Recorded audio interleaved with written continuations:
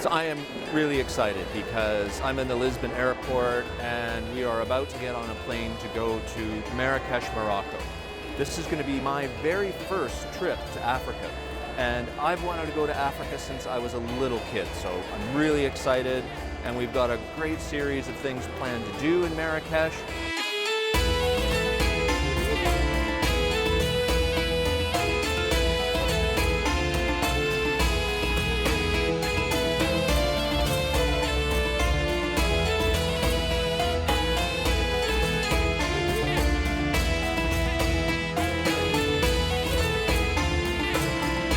So that was the plan anyways. We did get to Morocco and Marrakech, but circumstances had changed. We learned a lot of lessons about filmmaking in Marrakech and in general. And this video is going to explore some of the lessons we learned, and it's going to go over some of the really great experiences we were able to put together on our trip. Hi everybody, my name is Professor Alan Rice. Welcome to Marrakech, Morocco, and this is TMD at OC.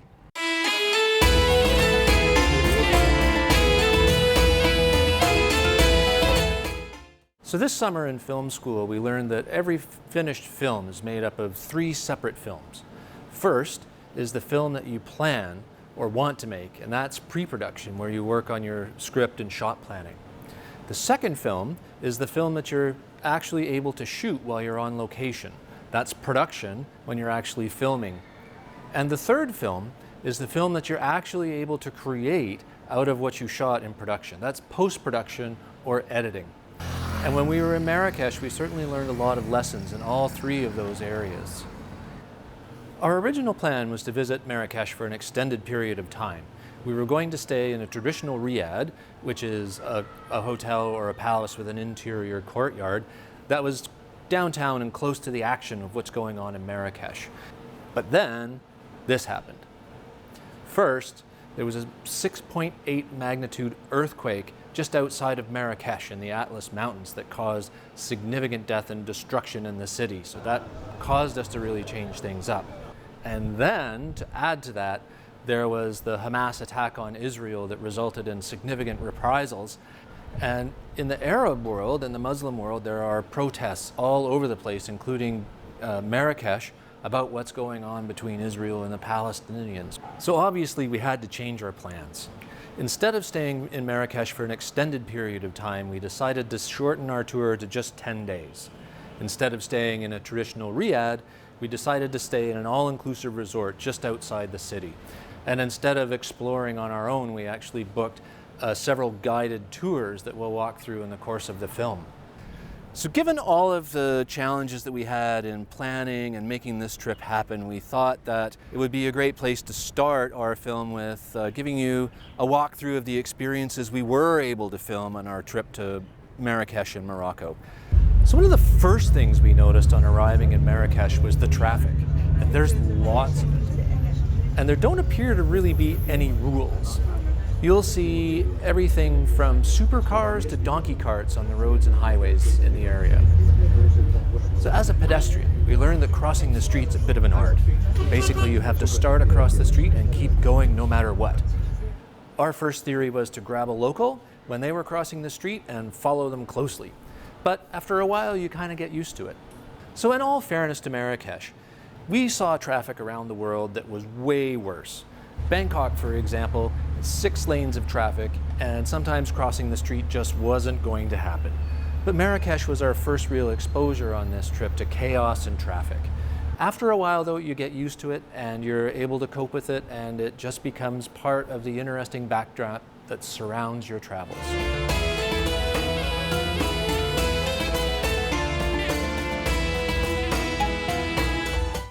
So now we're standing in front of the Koutoubia Mosque, which is one of the most important mosques in Morocco.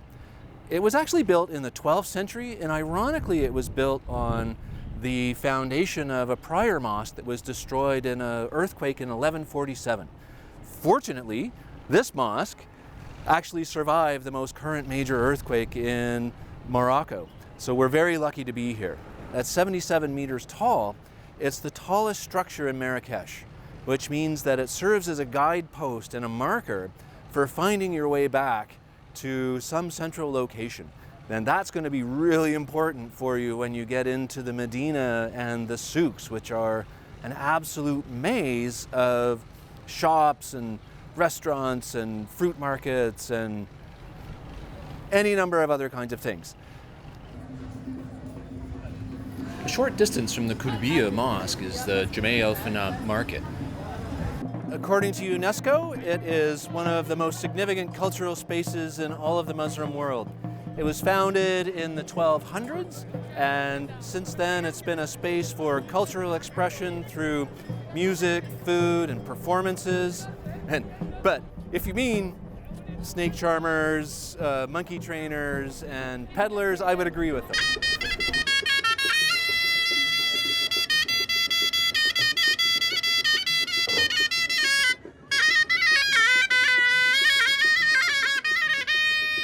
That being said, there's also a whole bunch of great fruit markets. You'll find an enormous variety of high quality goods here.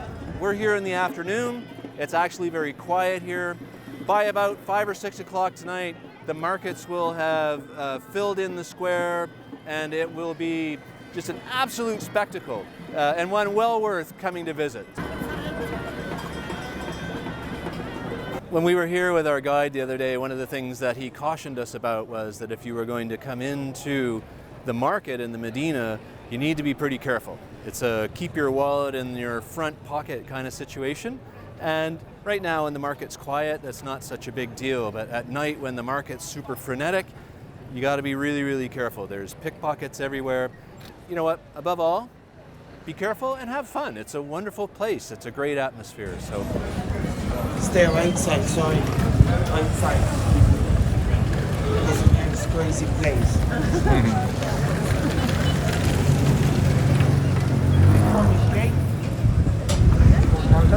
No. It's okay. Yeah. Welcome. Thank you. But the big square, the actual square. It's okay. It's okay. We're good. We're good. the Medina is a destination on its own, but the market is also the gateway to the souks. And a souk really just means a small market or a shop. In Marrakech's Medina, there are many thousands of souks, and the souks are part labyrinth and part shopping mall. This is one of the most vibrant and diverse places in the world. Okay, we're just back here in Lisbon for a second after our amazing trip to Marrakech in Morocco in Africa.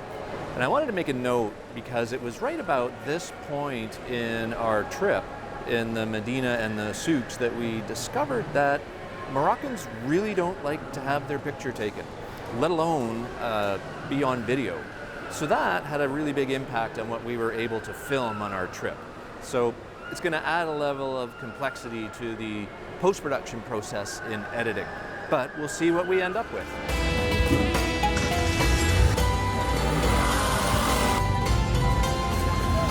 So amidst the chaos of the souks, there are a few oases of tranquility. Our guide showed us two of these, and literally, you walk out of the chaos of the souks through a door into a beautiful garden, a school, just a great little place. We would never have found any of these without the help of our guide, though.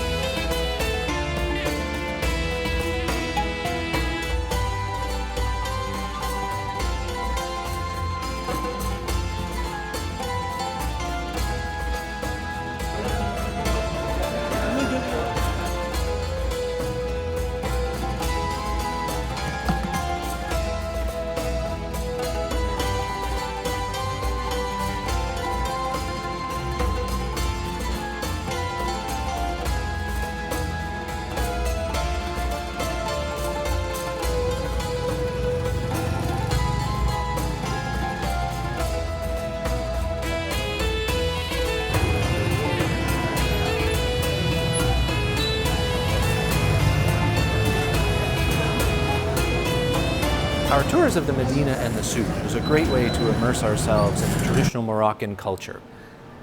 But what we weren't aware of when we got there was that there's actually two distinct Arabic cultures in the region: the traditional Moroccan Arabic culture and the Berber culture.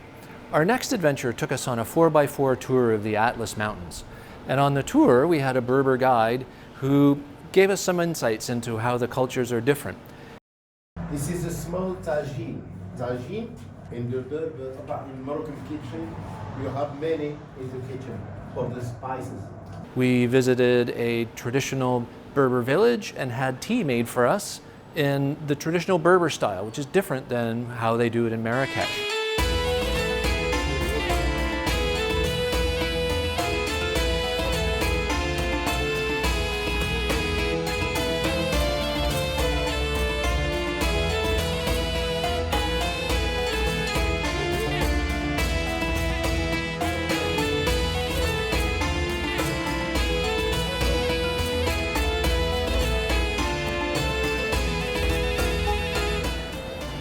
Our tour took us way out into the mountains and we had an awesome time exploring this area.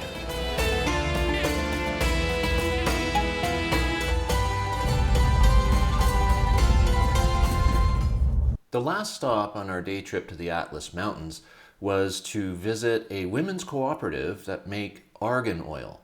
And we learned about the structure of the cooperative and saw how argan oil was traditionally made. Our host was a young woman who described the process for us and how important women's cooperatives are in Morocco. They provide local women, mostly from the Berber tribes, opportunities to participate in the labor force, develop skills, and to generate a steady income.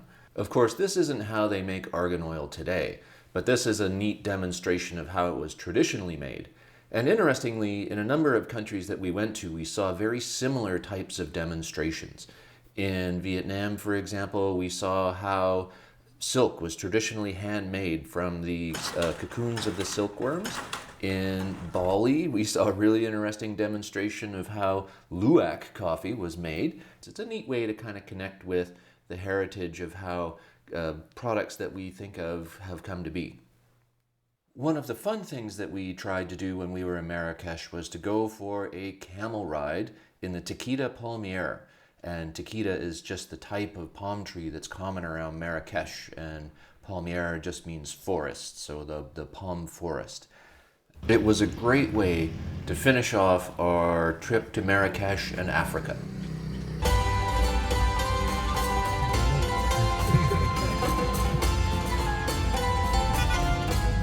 Well, we're back, and we are in the final phase of filmmaking, which is post-production. In this phase, we take all of the work that we put into planning and pre-production and the work we did in filming, and we try to make sense of that and create a final finished product. We learned lots of lessons, and we're learning more as we're trying to make sense out of all of the things that we did while we were on our trip. And I'm going to give you some of the lessons that we learned, and I hope that these will be helpful if you guys want to try this kind of thing out for yourself. Planning is key to filmmaking. In the pre-production phase, we spent a lot of time planning our trip to Marrakech. But as we've learned, as I mentioned earlier, one of the first casualties that we had in our trip was our plan. But a lot of the work that we did in pre-production, we weren't able to use. But we still went to Marrakech and we still created a film. That film wasn't what we thought it was going to be originally. So I guess the lesson here is, you're going to have to do a lot of planning to be ready to go and shoot, but be prepared for that plan to change. All kinds of things can cause the plan to change, and we experienced a lot of those. And now in post-production, we're having to deal with all of those changes and try to make something come together coherently. B-roll. The importance of B-roll.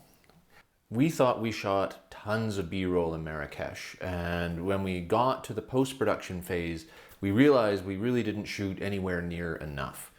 When we're out and we're filming, we want to get as much context of what we're shooting so that we're able to chop up parts of dialogue to make it more visually interesting.